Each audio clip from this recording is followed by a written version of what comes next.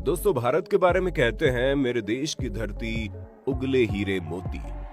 क्योंकि एक समय ऐसा था जब सारी दुनिया में सबसे ज्यादा धरोहर अपने भारत के पास ही था। सब कुछ तो दुश्मनों द्वारा लूट लिया गया, मगर आज भी एक बेहद कीमती धरोहर है जो भारत की सी मिट्टी पर उग रही है। दोस्तों, क्या आपने भारत के लाल सोने का नाम सुना है? भारत का लाल सोना कुछ और नहीं बल्कि लाल चंदन है। वही चंदन जिसे दुनिया के सामने टॉलीवुड की एक फिल्म पुष्पा लेकर आई है। दोस्तों, प्राइम वीडियो पर हाल ही में रिलीज हुई फिल्म पुष्पा भारत की एक ब्लॉकबस्टर मूवी बन चुकी है। तारीफ में बस इतना कहना पड़ेगा, ऐसा कोई शख्स रहा नहीं जो इस मूवी से अनजान होगा। शायद आपने भी इस मूवी को देख लिया होगा। मगर दोस्तों, अगर आपने अभी तक नहीं देखी है तो आपको बता दे, पुष्पा फिल्म लाल चंदन के इर्द गिर्द घूमती है। इस मूवी को देखने के बाद आप समझ जाएंगे लाल चंदन को लेकर कितने जद्दोजहद किए जाते हैं। लाल चंदन को रक्त चंदन भी कहते हैं। रक्त चंदन कहने के पीछे वजह यह है कि इस लाल चंदन के चक्कर में आज तक न जाने कितने ही रक्त बह चुके हैं। दोस्तों, लाल चंदन दुनिया में सिर्फ और सिर्फ भारतवर्ष में ही पाया जाता है। ये दुनिया का सबसे कीमती लकड़ी है।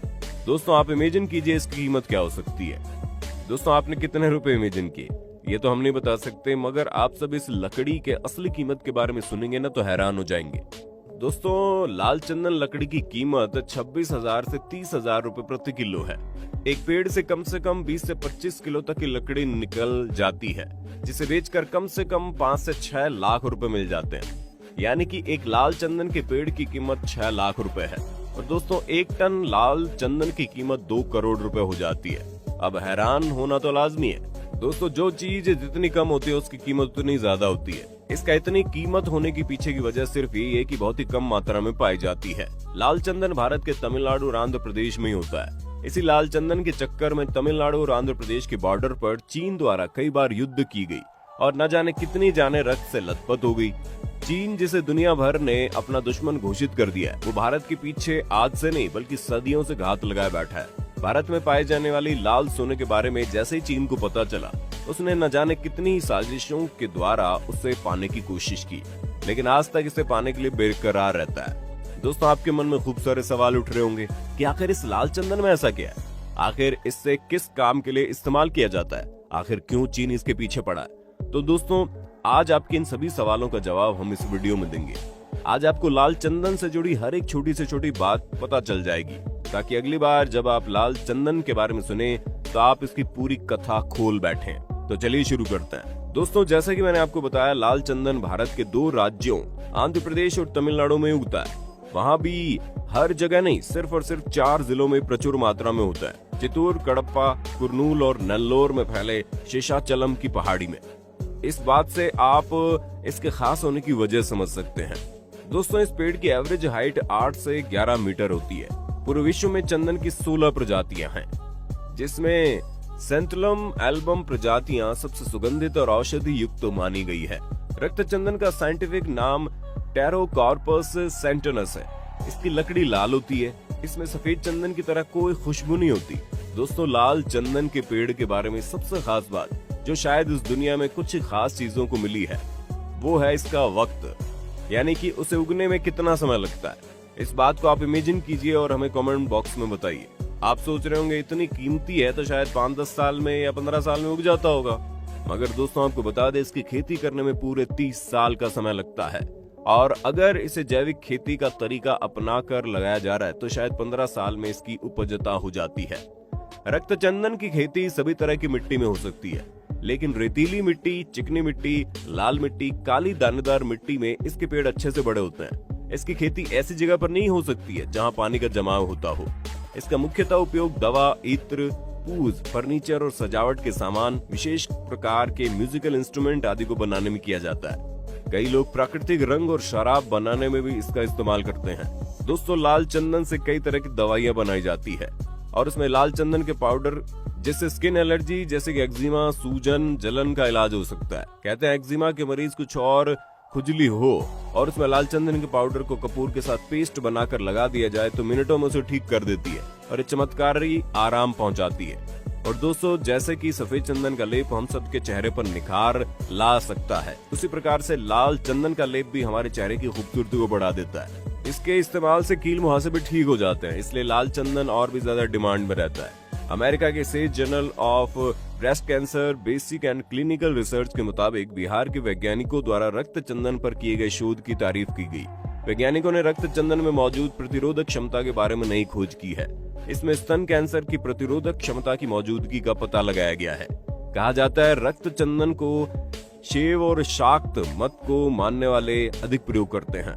आपको बता दें दोस्तों, ये पीले चंदन का इस्तेमाल वैष्णव मत वाले लोग करते हैं।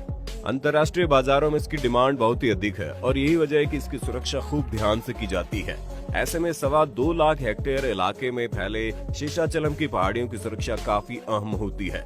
दोस्तों, स्मगलिंग करने की मात्रा कोई छोटी मोटी नहीं। प्रत्येक वर्ष कम से कम 20,000 करोड़ रुपए के लाल चंदन का इलीगल सप्लाई करता है। जरा सोचिए दोस्तों, क्या घर से लीगली किया जाता तो ये भारतवर्ष का कितना फायदा हो जाता। और यही कारण है कि भारत में इसके लिए सजा भी सुनाई गई है। कोई भी अगर लाल चंदन की तस्करी करते हुए पकड़ा जाए तो उसे 11 साल की सजा सुनाई जाएगी।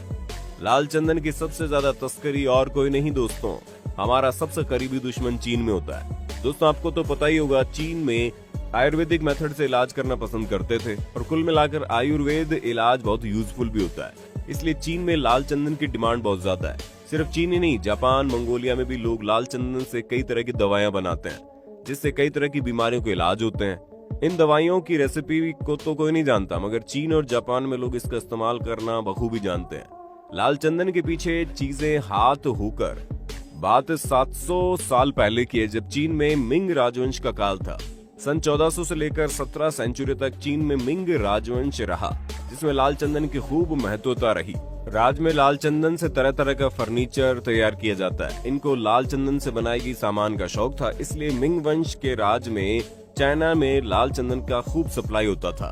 दुनिया भर से लाल चंदन मंगवाई जाती थी और उससे नक्काशी करके चीजें बनाई जाती थी और उन्हीं चीजों को संग्रह करके एक म्यूजियम भी तैयार किया गया है जो चाइना में मौजूद है और उसका नाम है रेड सैंडलवुड म्यूजियम। यही वजह है कि चीन में आज तक लाल चंदन से बनी चीजों को इज्जत दी जाती है और लाल चंदन से बनी फर्नीचर और सजावट के सामान को अपने घर में रखना एक सम्मान की बात मानी जाती है। इसलिए चीन में रईसों के घर में आपको लाल चंदन से बनी चीजें देखने को मिल जाती हैं। जापान में भी एक समय में लाल चंदन की खूब महत्वता थी, मगर धीरे धीरे जैसे कि सभी लोग पुरानी परंपराओं को भूलते जा रहे हैं, वैसे जापान में एक पुरानी परंपरा है जिसमें वहाँ की पारंपरिक शादियों में बजाए जाने वाली एक म्यूजिकल इंस्ट्रूमेंट शामीशेन को लाल चंदन से ही बनाया जाता है। मगर वक्त के साथ साथ परंपरा भी खत्म हो गई और लाल चंदन की डिमांड भी। मगर चाइना में लाल चंदन आज भी डिमांड में है। इसके लिए स्मगलर्स को अच्छी खासी रकम दी जाती है। यही वजह है कि आज कोई भी अपनी जान की जोखिम में लेकर लाल चंदन की तस्करी के लिए तैयार हो जाता है। कुछ तस्कर पकड़े जाने के डर से कई बार पाउडर के रूप में भी तस्करी करते हैं। दोस्तों, भारी मात्रा में तस्करी होने के कारण 2.25 लाख हेक्टेयर में फैली शेषाचलम की पहाड़ियों के कई हिस्सों में पाई जाने वाली इन खास लकड़ियों की तादाद 50% तक कम हो गई है। 5 साल पहले 2015 में एनकाउंटर में 20 तस्करों की मौत भी हो गई थी। इसके साथ बड़ी संख्या में गिरफ्तारियां भी हुई। लीगली देखा जाए तो आंध्र प्रदेश के वन विभाग की वेबसाइट के मुताबिक चीन, जापान, सिंगापुर, ऑस्ट्रेलिया, संयुक्त अरब अमीरात और पश्चिमी देशों के करीब 400 व्यापारी बोली लगाते हैं। इसमें लगभग 150 चीनी कारोबारी होते हैं। और दोस्तों, बाकी की चीजें आपको पुष्पा मूवी देखकर समझ में आ जाएंगी। इसके बारे में कुछ भी बताकर हम आपको स्पॉइलर देना नहीं चाहते। उम्मीद करते हैं दोस्तों आपके मन में लाल चंदन को लेकर जितने भी सवाल थे सब क्लियर हो गए। अगर आपके मन में कुछ सवाल रह गए हो तो कमेंट सेक्शन में बताना ताकि हम उनका जवाब ला पाएं। इस वीडियो को लाइक जरूर करना दोस्तों, इसे शेयर करने वाले अपने दोस्तों में भारत के लाल सोने के बारे में जरूर बता देना। फिर मिलेंगे नई वीडियो में, तब तक के लिए अलविदा।